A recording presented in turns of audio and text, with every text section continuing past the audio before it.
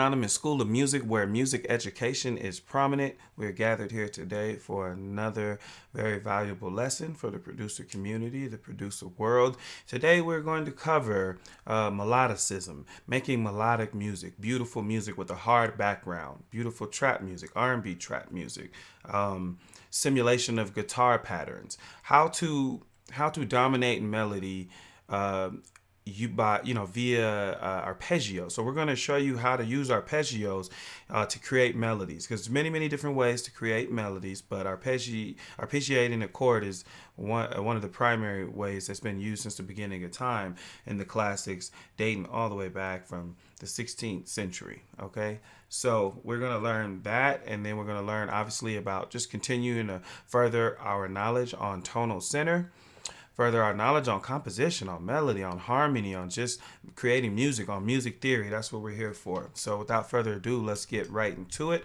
The instrumental that we have here is an instrumental that has been sold, has been leased quite a few times. So it's a really in the game instrumental. I like to use these types of instrumentals because I feel like all of our viewers, the people who are watching us in the producer community, they're watching because they want to learn how to obviously perfect the craft, learn as much as they can about composition and making beats or composing music, and ultimately they like to make money from it, and they would like to possibly, which is the ultimate goal, to make a living off of music. So I think for me, psychologically, I like to use actual instrumentals that have done just that. So it's a great example for you guys, and you don't have to worry or wonder, well, am I wasting my time as I'm learning this? Well, you don't have to worry about that, because this has been leased quite a few times and sold, and it's made a good amount of money. And this is just one instrumental that took me about 10 minutes to make. Okay, so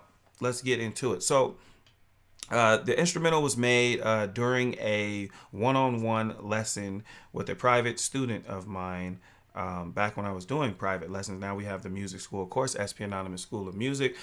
Be sure to email me, and if nothing else, get yourself a free interview and consultation, and I can consult with you on where you are, and it's free, so why not? And we can take it from there and see if we can help you.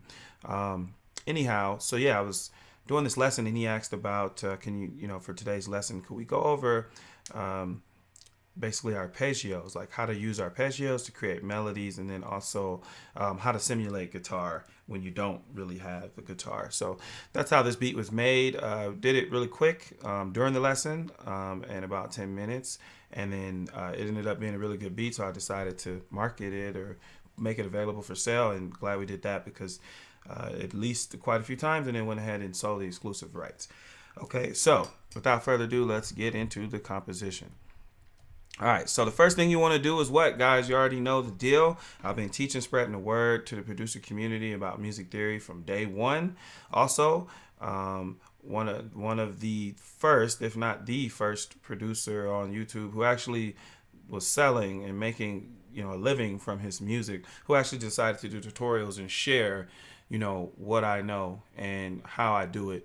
And a lot of people weren't doing that. Typically, when someone's sharing what they know, they're not active in the game. So be more than happy to share this stuff with you. So as we continue to learn, we're building the tonal center. With the tonal center, it's important to know. So we're going to get started here with the beat. We kind of know what kind of beat we're going to make. Once you figure out what you want to make and what you want to do, you need to decide on a key. What key would you like to compose the music in? So we have chosen here in the key of D sharp minor. Okay, so what we have here is a 4/5 chord progression, and you should be able to analyze music without hearing it. You can look right at it and see exactly where it is. Here you see the phrases are broken up into two parts. Okay, 4 and 4, and then here is each measure, and you can kind of see the chord change.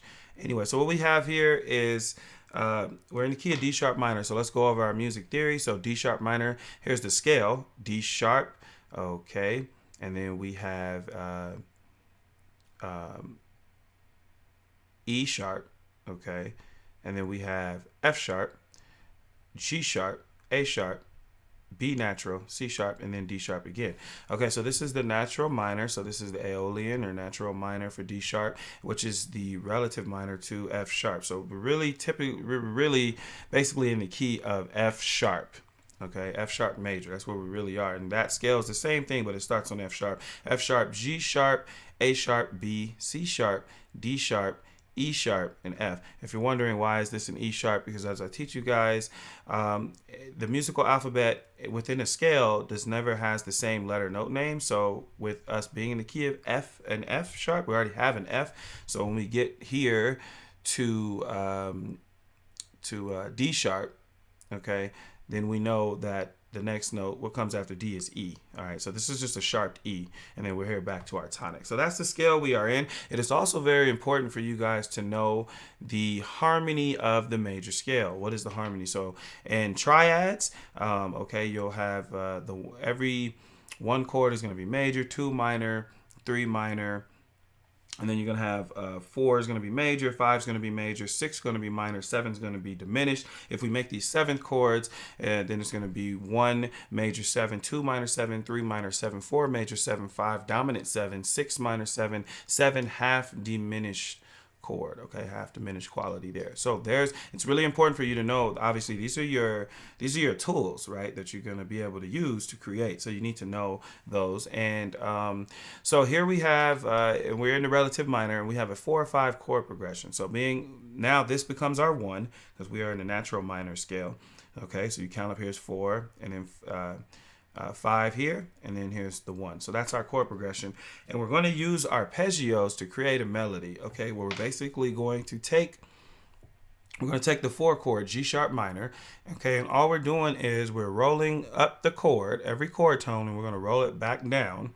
Okay, and same concept here. We're going to roll up the chord, roll it back down, and then we come down to the 1 chord, same thing. Let's take a listen to this verse just so you can hear what it sounds like, and then I'm going to break down a lot of different things. And this is where you're going to learn the most about everything, because this is where the tonal center lies.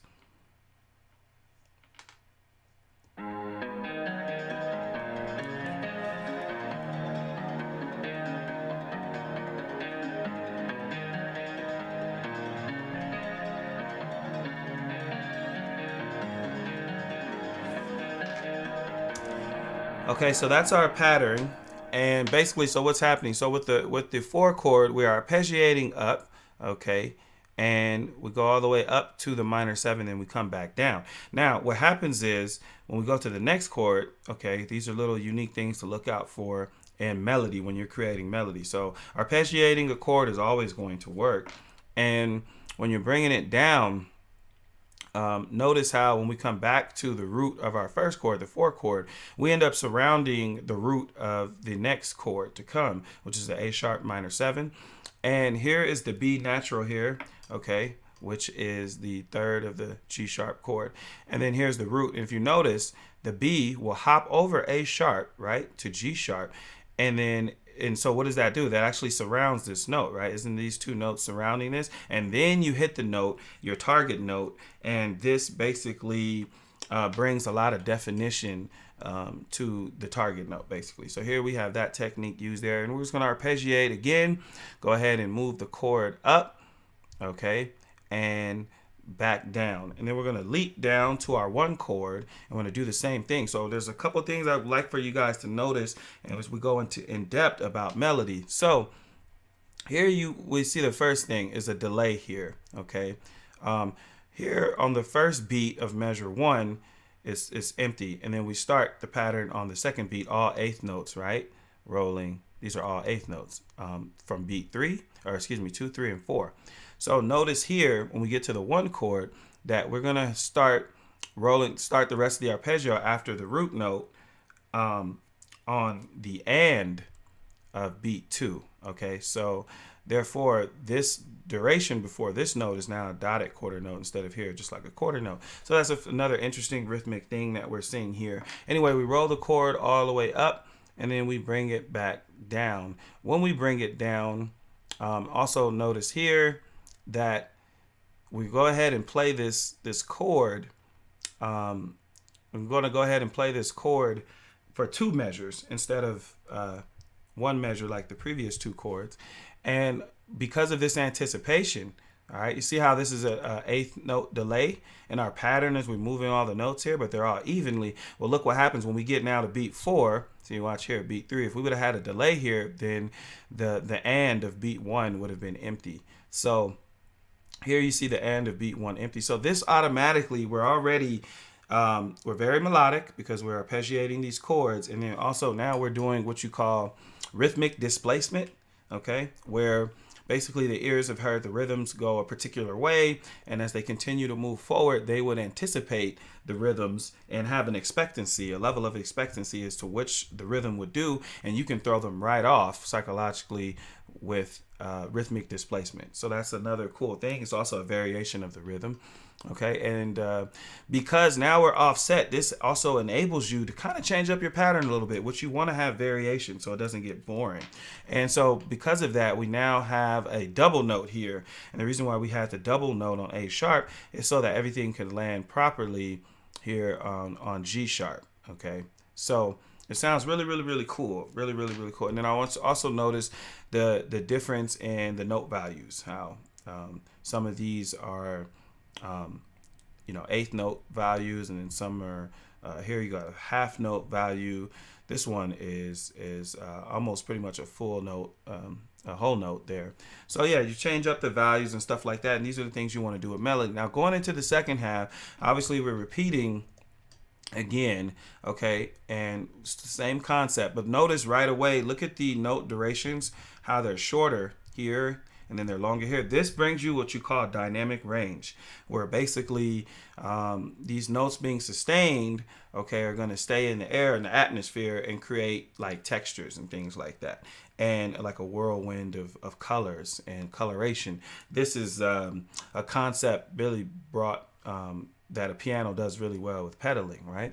Okay, so you can kind of blend the notes together by holding them, like here you see how long these notes are held all the way through. So ultimately what is taking place when you hold these notes this long is pretty much playing the whole chord. See, so this is a compositional technique and a trick that you can do. You can play a melody horizontally, okay, but you can still turn it into harmony by how long you hold the duration of notes. And then guess what? Now you have that going on, but then you make some of the notes lesser, okay? And then now you are starting to create like I said, a whirlwind of coloration, basically, which is important in your compositions. You want to have color. You don't want it to be all dull and dim. So in the second half, okay, here you can see a delay, another delay. So we're using the delay a lot, right? You see the delay a lot. It's coming. Here's a delay here, and then it's caused this to be delayed and offset from the downbeat. Here's another delay here. So using delays is a great technique to just get variation, and it's called syncopation. You're getting syncopated musical patterns and stuff. And this is what American music was built off of. And here we are in commercial music today creating. So going forward, here we also have this chord rolling up and then going down. And what else is interesting here is that on beat 7, which is here on the second half, here's beat 3, there the tonic, okay, because we're a natural minor, was hit on the downbeat, but here also was delayed, okay. And we also did a carryover as well, where basically we delay the previous chord over into the next measure. So this is also another technique of melodic displacement, rhythmic displacement. Okay, and then what do you see here? So here is the variation, and it's different here. So this time, if you notice here, we do a full arpeggio in root position order. This time around, we're just going to hit the tonic, and then we're going to hop all the way up to the minor 7, and then go ahead and finish up, and then roll back down and even back up. And the reason why is what is done, and so I'm teaching you guys more and more as we're learning about melody. So melody is very, very structural. It doesn't seem like it's very structural, but it is. There's a lot of structure to melody, and the concept and theory by the great composers is that you have a melody, and here it's broken it up into basically 2 phrases, but they're pretty much the same thing, or it's a repeat. And the second time, anytime you basically repeat something that has been heard by your listener, so they have a familiarity with that particular pattern or that sound or the progression, you want to do some type of variation to it, so that way It adds variety, and the listener, the human ear, won't get too bored of what they're hearing. Okay, so that's why when we have these arpeggios, you kind of heard the rhythm, you know, boom, ba da da da da da, boom, ba da da da da da, doom. But you see how we do the off beat there because it switches it up. So, you know, giving the effect, as in, you know, ba da da da da da da, ba da da da da da da da da da da da. See, it kind of gets repetitive using that same rhythm over and over again. So what we want to do is, you know, bum bum bum bum bum bum bum bum da da da da da da da ba da boo boo doo ba da da da da da da. You see, and it just adds more variation to it. That's rhythmic variation. And then of course here we have the melodic variation here. So in the second part, we change it up a little bit to add a variation. Chopin once said, anytime that you come across a certain part of music that you've already played before, you should do it differently in some kind of way. There should be some type of nuance, some type of something to differentiate, something, even if it's just one note. You know, sometimes he would just throw a grace note on a couple, you know, something like that to switch it up a little bit. So these are great melodic techniques. This is where you want to learn your melodic techniques, from the great composers, not from people who use MIDI loops and things like that. I mean, how much do they know about melody, right? So you want to learn from people who are great compositional. For instance, Beethoven, the greatest overall composer of all time. He's the greatest composer of all time, and not one producer probably studied any of his music. Does that just doesn't sound right now, does it? So anyway, now that you have all the information of this pattern, let's go ahead and listen to it.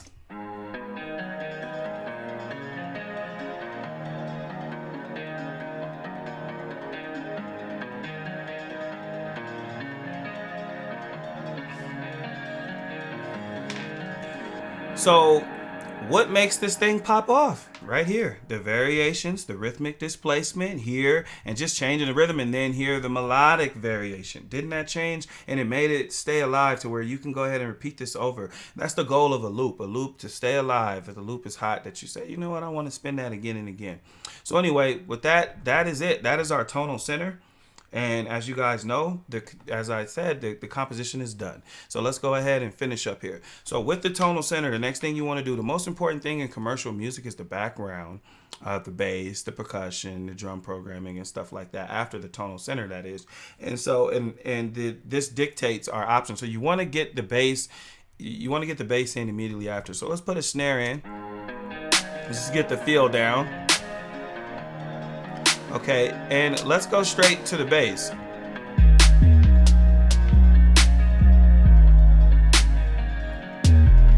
So I'm teaching you guys compositional structure because this is the format in which this is best, most effective to create your music. Because once you have your tonal center, you didn't want to go ahead and put in your bass, because the tonal center allows you to know what your options could possibly be for the bass. Okay. It's much easier to follow a tonal center after chords or melody or accompaniment that outline exactly where the tonal center lies and where it's going to be, prevalent, versus starting off with the bass and then trying to put chords to a bass. It's really, really way more difficult as in composition. It's just a rare type of thing.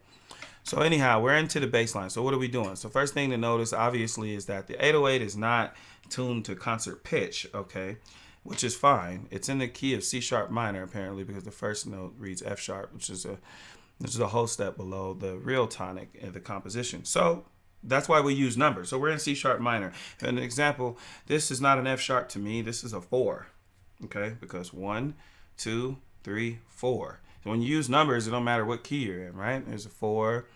Okay, and then here's tonic. Okay, so what's taking place with the bass line? We basically pretty much played all the root notes, and there's some little small subtleties in there that help, create textures we'll go over. So basically, the 808 is a root note on the first chord, on the 4 chord. Now, a bass line, there's actually techniques behind bass lines. People think, oh, you just make a dope bass line. No. There's complete books written in theory about bass lines and how to create them and how they work and all that type of stuff. And most of those come from classical musicians, and they did stuff, but jazz really took bass to like a whole nother level. Okay, so anyway, it's common that you use the fifth of a chord for bass. So we have that. Okay, then going on to the next chord. So what do you see here immediately to point out? What we see here is aside from the fifth being used coming back down. What do we have? We have another delay, so syncopated rhythm, putting this on the offbeat, the downbeat here on beat 2, putting the bass note at the root of that chord, which is the 5 chord, but it's natural minor, right? So 5 minor, okay, and so that's pretty interesting. Then we come back here down to the tonic. Tonic is there for 2 measures. We'll bring it up, all right? So you want to have a little variety. You can't just play the root notes on downbeats. That's really plain. So here we have a little variety. We just pop up, and this is really good for texture and coloration, just to go up a little bit, and for frequency range on your bass note. And we come back down. Now look, second time, same concept used here. We go ahead and put it back on the 4 chord. I'm going to start off on the high note, and once again, this is good for texture and good for just really exploiting the frequency range of an 808 bass, or a bass in general, instead of just, you know, a bass can do a whole lot, right? Why only utilize certain parts of it? So coming down, okay, so we do the same thing here. Boom, to the pop down, and you can see that. And here's the 5th coming again. Now, what do we see now? See, all this stuff matters, okay? Here's G sharp here, okay, so it's delayed. So what's happening here?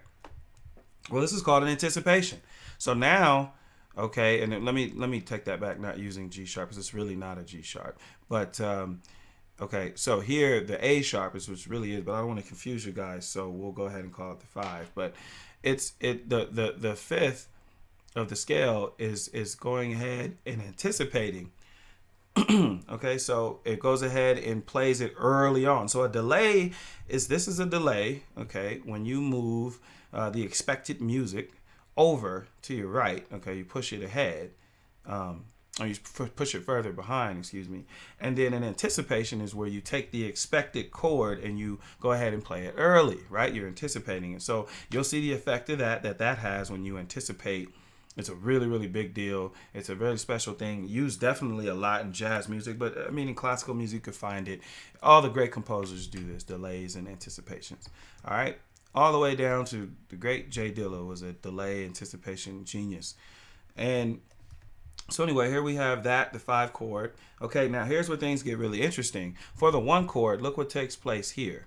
Okay, 1 chord. Okay, we're playing the 4th in the bass now. Okay, so that's really, really interesting. And you can look at this you can look at this a couple of ways. You can say that it generally, it pretty much makes a minor, it's going to make a suspension chord. It's going to make it basically a suspended chord. So you get a suspended 7 briefly, okay, but it's really just the minor chord with the 11 in the bass. And that is a great technique there with bass lines. And then finally, we go back up and we have our root notes again. So now that you know everything that's going on with the bass line, take a listen. And remember, play everything in. Get your velocities together. You can have life in your music.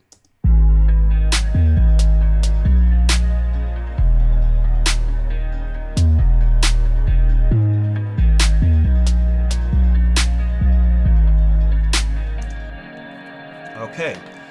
So what do you do from this point on? Now we have the tonal center, and we have what you call the backbone of our composition, which is the bass. So it's pretty much all done. Let's go ahead and fill in the percussion.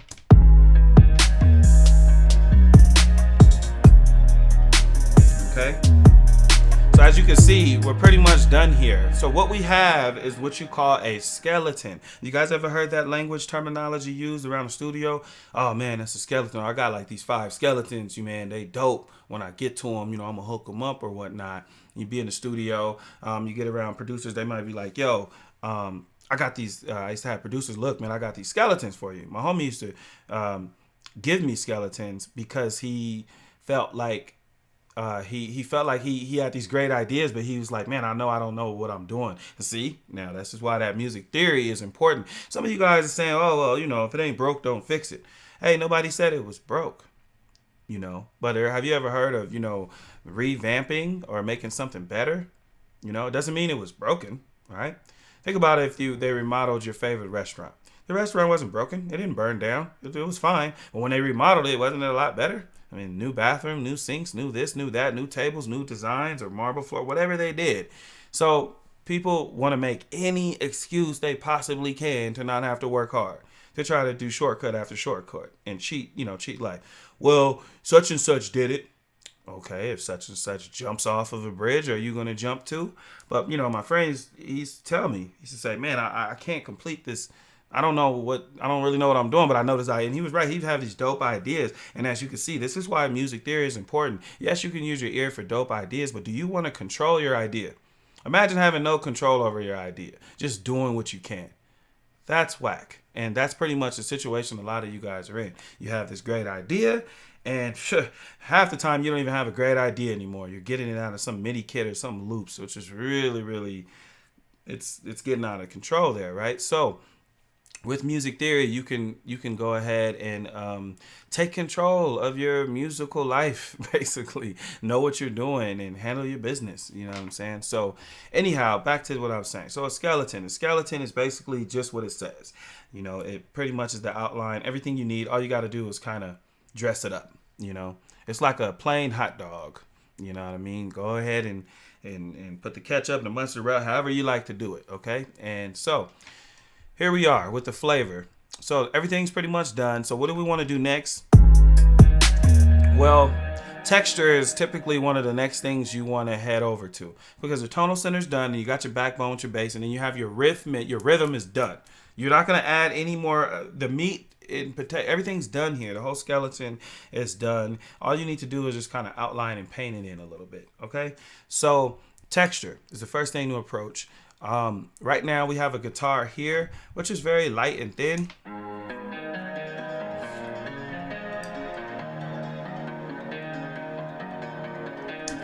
Okay, so we want to fill up the frequency spectrum as much as possible without overcrowding, and of course the human voice has to live. And so we want to, there's many techniques you can do, but what I decided to do here is because using arpeggio, if you take a look, I'll teach you guys some more stuff. So when you have, okay, a melody, or which this is, ends up making a melody. These are arpeggiated melodies, basically. Arpeggiated chords making melodies. And when you have this, you see how wide the range is? So here's our lowest note, D sharp, and it's going all the way up to A sharp, okay? So that's going up a 15th, basically, which is, or a 12th. Okay, so it's going all the way up there. And so that's a wide range. It's nearly a 2-octave range. So what I'm basically saying is this pretty much covered most of the spectrum. Because remember, at the very, very bottom, you have your bass. And at the high, I mean, you have your hi-hats and stuff like that. So suggested, this is why music theory is important.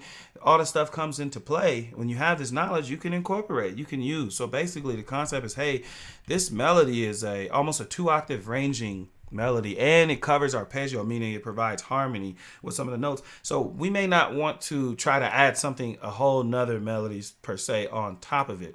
So what we're going to do is we're going to do a 2D layer. A 2D meaning it's the exact same thing as this. Most of you guys call it a layer or whatever. And we're going to go ahead and change the octave of that and basically fill in the texture. So this one, the guitar pattern is a little bit higher, and with we're going to get a lower pattern, a different type of guitar, and we're going to put a lot of different effects on it. Okay, so here's what we have.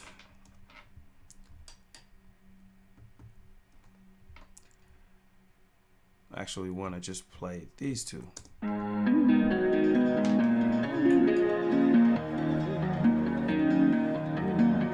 See, and we're more full now. So by itself, see that? So this is filling out totally different emotional range, same melody, same everything, but it's got a different, because of the instrumentation and the instrument being different and the effects on it, it's given a whole different type of emotional range, and it is basically covering the lower part of texture, and it's just really, really adding to it. So here's what we had.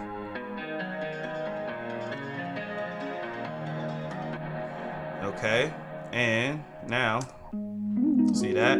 So now, as you can see, this right here is going to give you the, we're going to go in-depth psychology here, but this is going to give you the rock and roll kind of, that, you know, distortion, right? Distorted part. Just have you rock on. This one is going to give you, see that? The beauty. make it even more melodic. Even though a melodic is melodic, it's the musical notes, but the texture of the instrument can change it. As you can see, this sounds more melodic just because of the texture of the instrument. Okay, so now we're ready to rock and roll. Let's put our sounds back on.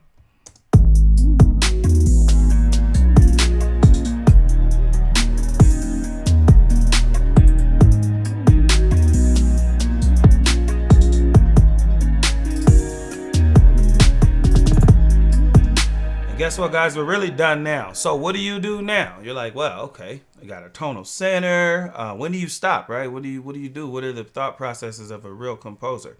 Well, you have your tonal center, okay? You have the backbone of that. You have your rhythm, your percussion, your drum programming.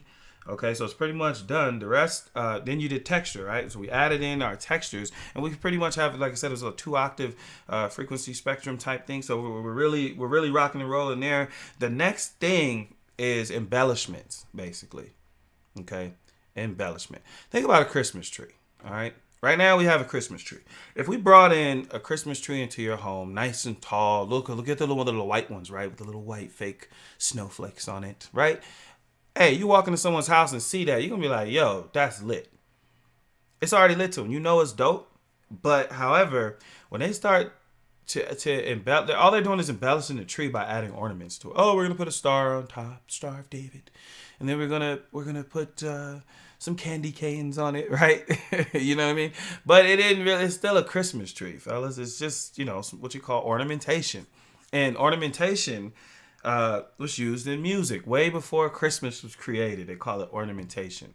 Okay, that's what really the word comes from. So ornament, which is a decoration of some sort. So that's what we're doing. So like I said, Chopin and these guys would take compositions, Beethoven, and ornament and decorate the heck out of their music. But that's how music works, guys. It's basically everything's really done. Now there's techniques and knowledge and theory that we could use to decorate this. So what are we going to do? Well, right now we're in a melodic vein. It's a melodic beat, and especially when we added the lower part, it gets really melodic. So we don't want to mess it up. So we want to stay in the R&B trap melodic lane. Where it gives it availability to kind of rap, sing over it. So we want to add color. The next thing is color. And so you can do that via support, okay, and underlying texture. Okay, we kind of got good texture. Here we're looking for some color. All right, so we're going to add these strings here for color.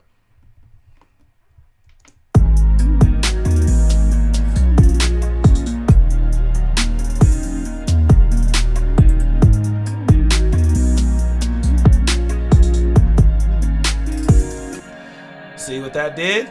That went ahead and put that cherry on top, didn't it? Now it has a nice floating. So let me teach you guys the concept of why this works and what's going on here. So basically, okay, take a look at this. What do you see here in these patterns? Okay, first of all, these are not really, there's no real long notes. These are all, bass notes, right? So those are pretty much the bass notes. So those aren't really long notes.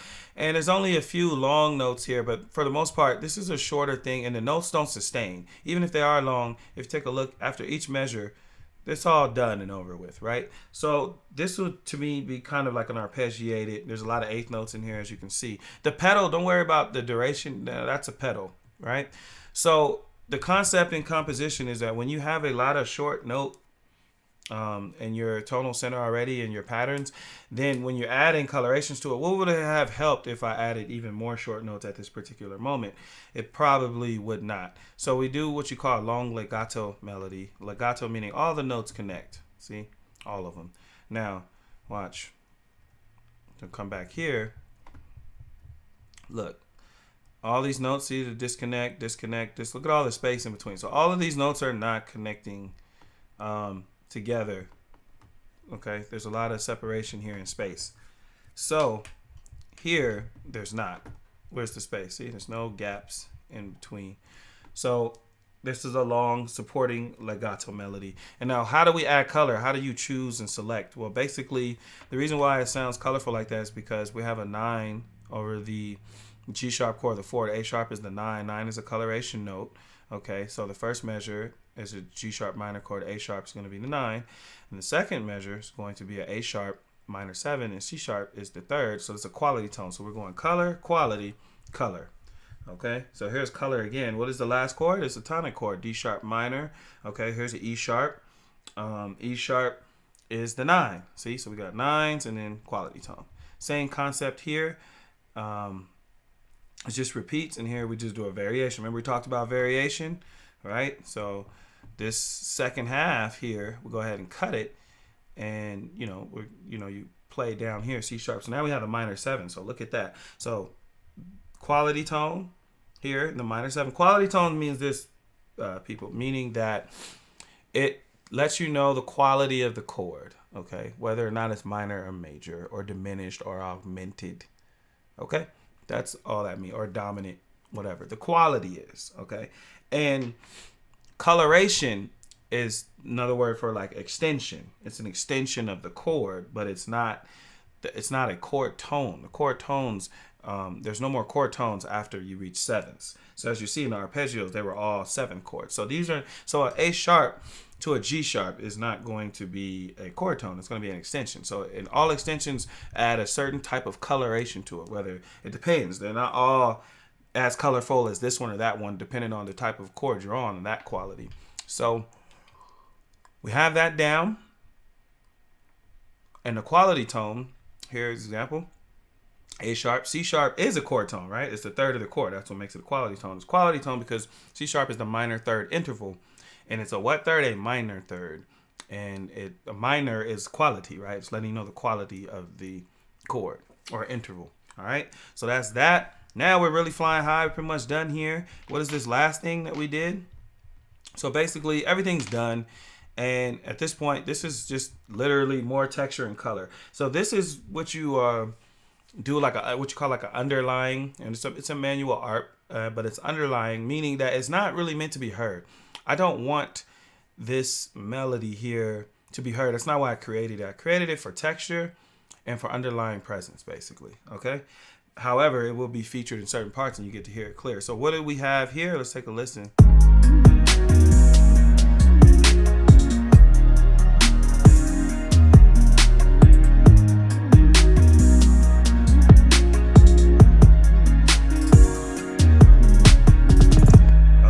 Did just that. It added a lot of more color and texture to the background, and we're done here. That's pretty much all you can do. And so this is what you call a modal melody, even though we have a chord progression or whatnot. It's a modal melody because look at here. There's no, or you can say a chordal melody if you want to say to a chord. It doesn't matter. But basically, the melody is not adhering to the chord progression. So as we know, the chords change on every measure, and then it's the tonic on the last 2 for each half. And if you see the same melody the whole time. So it doesn't care what chords change. It's all modal. It's going to stay there modally. And why does this work? Well, the easiest way to control it with a modal melody, obviously you're going to use a melody play off a tonic, because the real tonic, right? I mean, yeah, tonic is D sharp minor, but D sharp minor is a baby. It's just a baby. You're just a child. You belong to F sharp major. That's where you belong. That's where you were birthed out of, right? All your modes come from here. So this is the father, the granddaddy. And then, by the way, they're also the exact same notes. The natural minor scale is the exact same scale as F sharp. It just starts on a different scale degree, on the 6th scale degree F sharp. So it's the same thing. So anyway, we just arpeggiate the 1 chord major 6, and this works. So let's go over it really quick. Okay, so with a G sharp minor 7, here's the minor 7. There's that 9 again, and look here. Now we got an 11, so color's coming out. Here's the 5, which is a perfect tone. It's not going to really do much. And here on the 2nd chord, which you have, this will get really interesting because now you have a sharp 5 over a minor chord. Okay, here you have your tonic, but here's a quality tone, and even better, here comes the 11. So we get a lot of things right there. So this is very interesting, having that note there, and it's on the downbeat. So that's really, really interesting. And technically, all this is going to do is just, it kind of gives reminiscence of the 1 chord major 7, and then on the 1 chord, on the minor 7 chord, if you know, a minor 7 chord and a major 6 chord are interchangeable. All right. So for example, let's spell a D sharp minor 7 chord. Easily, you spell it D sharp, the root. Here's your 3rd, F sharp. Here's your 5th. Here's your minor 7th. So what do we really have here? What we really have here is a first inversion minor 7 chord. All right, and then we're gonna roll that all the way up to hit the F. There's your 9, and it's gonna come back down and back up. This is what, again, the reason why we do this is for variation. For example, see how this has just been played all that time, so we don't want that to get boring, so we go ahead and switch it up. The best place to switch it up is at the end for sake of a turnaround. If you ever wonder why do most great composers do their variations toward the end of a phrase, easily because that's when it's going to come back to the repeat of that anyway. So that's when you should probably make it interesting. Psychologically, it makes the most sense. So pattern by itself.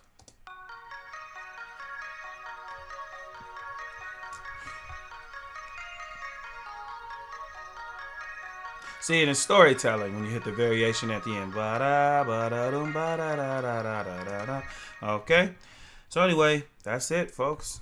Put your signature sound in there, and there's your beat. So what did we learn today? Well, we learned a lot. We learned, we'll go over that, but let's listen to the beat. Well, now we'll listen to everything, how it came together.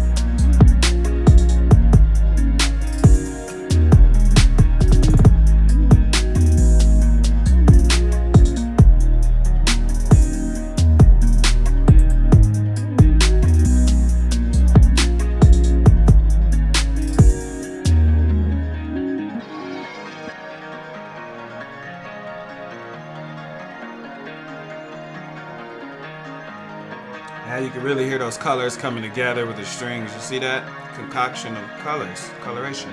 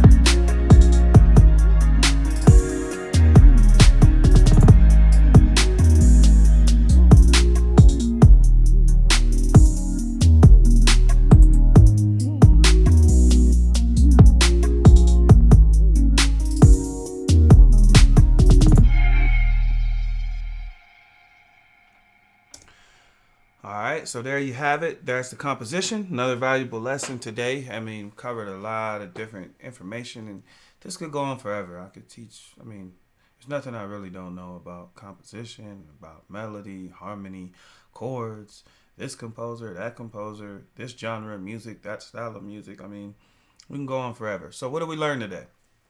A lot. We continue to learn more about tonal center, how it works, how to control the tonal center, the value of music theory and knowing music theory, and being able to control your music. How this also can help your possibility. So, a good example, let's take an instrumental like this, which exclusive rights sold and been leased quite a few times. Okay, so you're entering, approaching the $1,000 mark for instrumental. Okay, but the interesting part about it is that it had, I don't know, a couple thousand views. So how is that possible? So if your music is good and your music is great, especially as we fight for the scarce resources of the producer community and a lot of people buying views, and we don't know what's real anymore out there, right? A lot of stuff's fake. So, and if you're going to keep it real, if your music is really, really strong, then while you didn't have, 100,000 views on a beat, I may have leased it the same amount of time that the person with the 100,000 views did, or maybe I even sold the exclusive and he didn't even sell the exclusive because of the musical value. You see what I'm saying? So think about that. If you learn this theory and you learn this stuff, you improve. Your musical value is going to be so high. So I remember one time, and I could prove it, I sold a beat on 10 views. I remember that day. And it's not the first time I sold a beat where as soon as I posted it. So yeah, I had sold a beat on 10 views basically. I was even surprised, like, damn, I didn't even get a chance to, it hadn't even been out an hour and it had sold the exclusive. And when your music is powerful, this can happen. So since we're on the subject, before we move on and get out of here, I want to say that I've made a lot of money based on just musical skill. And then people ask me to do customs. Like, Lord knows I've probably made $30,000 to $50,000 on custom beats. Things you don't see on the internet. People make it, hire me, engaging me to compose this music behind the scenes.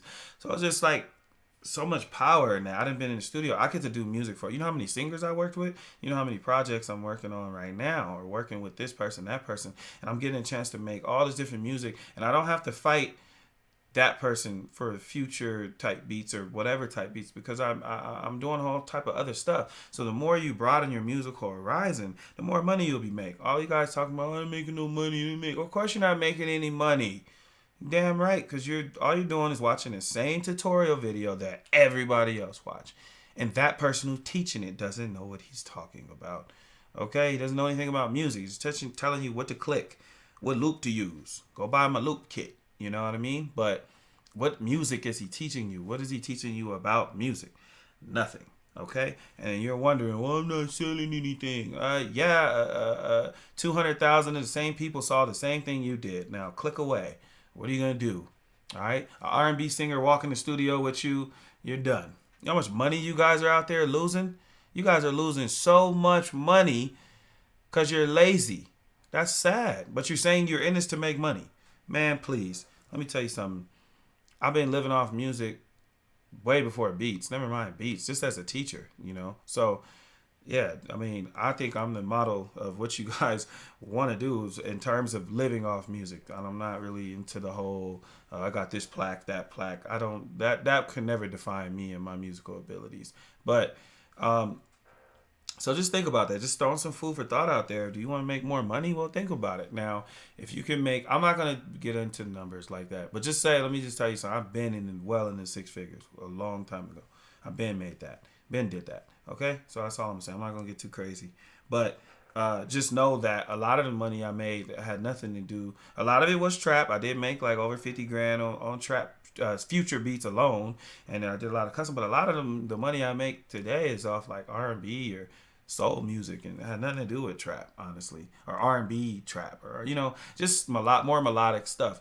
And you'll hear other producers talk about it too. There's an interview on Producer Grind talking about it from one particular guy, and then there was another guy, I think I seen DJ Payne interview, where he just talked about like, yeah, I make the soul music and the money's there. So just keep that in mind. Now with musical understanding of musical composition, you don't have to, you can make anything, man. So, I made, oh gosh, you can just anything. I don't want to, keep going on and on about it. But anyhow, so yeah, we learned about the tonal center and using arpeggios to create melodies, about melody notes, target notes, note surrounding, how to use arpeggios, how to understand rhythmic displacement, so on and so forth, how to make chord progression without lining everything up vertically, how to do it in an accompaniment type form. We learned about texture, shaping, all kind of stuff, format in which how you should kind of approach your music and compositional form, so on and so forth. And it's all great value. And so yeah, the SPAnonymous School of Music, that's why we do this. A lot of you guys, man, you're wasting time. So you need to join in and train up and dominate music. That's all you're going to do. That's all it helps you do is just basically dominate and make sure you have a career in music, and also dominate over your peers. They will not be able to keep up with you with their lack of musical knowledge and how lazy they are, and with their if it ain't broke, don't fix it mentality. So remember what Michael Jordan said, right? The greatest basketball player of all time says, hey, while you are doing this and this and this and that, somebody's in the gym. The same thing with Tupac, also known as the hardest working rapper of all time. While you guys were doing this and that, he just wanted to be in the studio. He was sleeping 3-4 hours a day. So yeah, study hard. You're not going to lose time. But yeah, so you can get a free consultation, an interview with me. And in the school, real briefly, I mean, like I said, it's a full university level music education. It's not a course. It's not a class. It's an entire school with the whole curriculum of all classes, for fundamentals of music, okay, composition, theory. We go over a lot of like instrumentation and stuff like that. So it has piano class, production class, beat analyzation. We go over history. We pretty much go over everything. The difference between what I'm doing and everybody else is doing is I monitor your musical progression.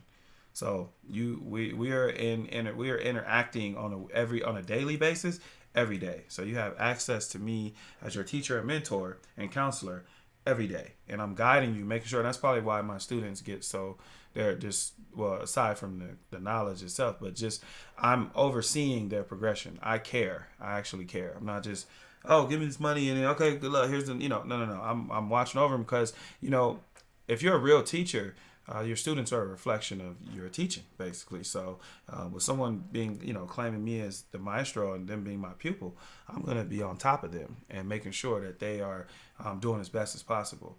And I don't like it when people don't work hard. So anyhow, you can email us, SPAnonMusicSchool@gmail.com. And if nothing else, get a consultation. Let's learn, see how we can help you. Anyhow, peace and blessings. Hope everybody, has a productive day, productive week, and we'll continue to learn. More videos dropping soon. Maestro out.